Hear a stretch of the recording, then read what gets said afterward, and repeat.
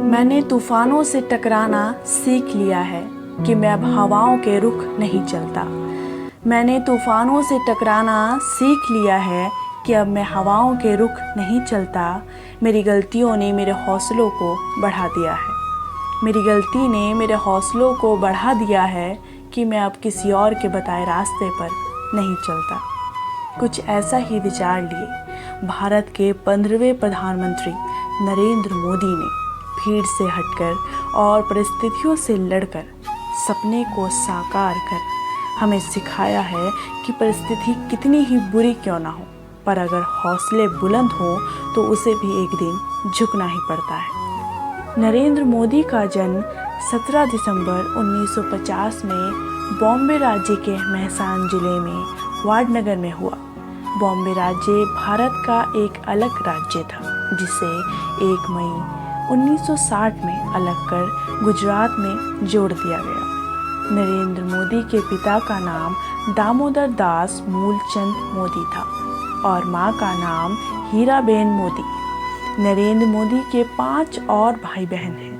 नरेंद्र मोदी के पिता railway station के करीब एक छोटी सी चाय की दुकान चलाते थे, जिसमें नरेंद्र मोदी और उनके अन्य भाई बहन उनका हाथ बटाते थे। नरेंद्र मोदी के शिक्षक बताते हैं कि मोदी एक सामान्य छात्र थे, पर वे नाटकों और भाषणों में जमकर हिस्सा लिया करते थे।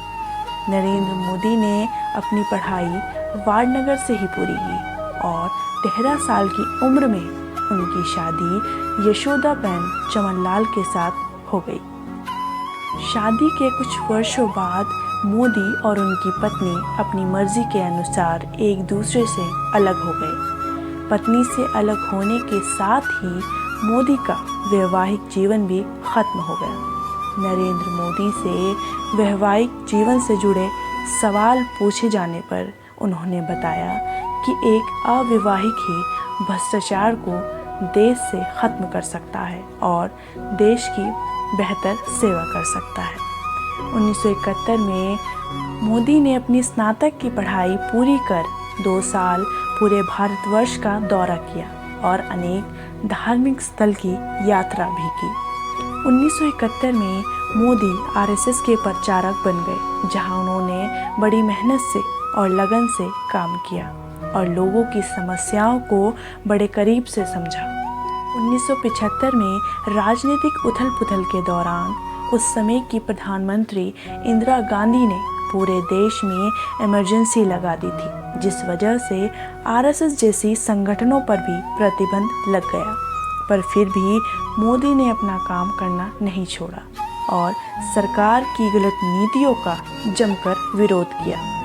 इसी दौरान मोदी ने एक किताब लिखी जिसका नाम था संघर्ष मां गुजरात। नरेंद्र मोदी ने 1980 में गुजरात यूनिवर्सिटी से राजनीतिक विज्ञान से पीजी की डिग्री समाप्त की।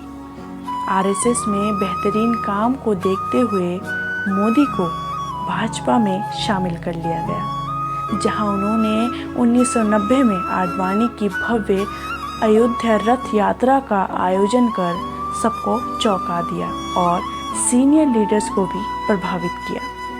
लगातार मेहनत के चलते 1995 में मोदी की पार्टी ने गुजरात असेंबली में बहुमत से अपनी सरकार बनाई और केशुभाई पटेल को गुजरात का मुख्यमंत्री बना दिया गया और मोदी को केंद्रीय मंत्री के पद की कमान सौंपी गई। 2001 में केशुभाई पटेल की खराब तबीयत के चलते नरेंद्र मोदी को गुजरात वापस बुलाया गया और मुख्यमंत्री की जिम्मेदारी दे दी गई। नरेंद्र मोदी ने मुख्यमंत्री का पहला कार्यकाल 7 अक्टूबर 2001 में शुरू किया।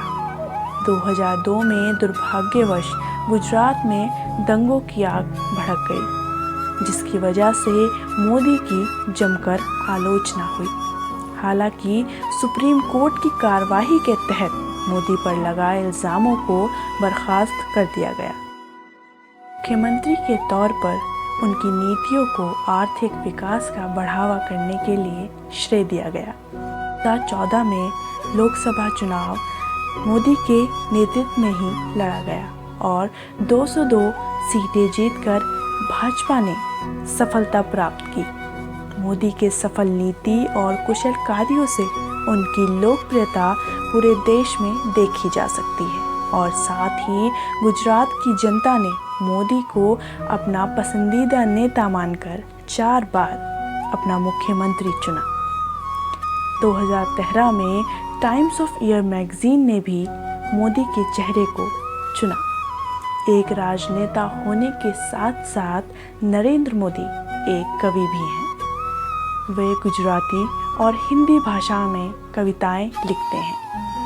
साथ ही मोदी के कार्य करने की नीति और देश हित में लिए गए कानूनों को हम सभी जानते हैं और हमें यह कहने में बिल्कुल भी संकोच नहीं होगा, वाकई नरेंद्र मोदी ने भारत को नया भारत बनाने की ज़बरदस्त पहल शुरू कर दी है।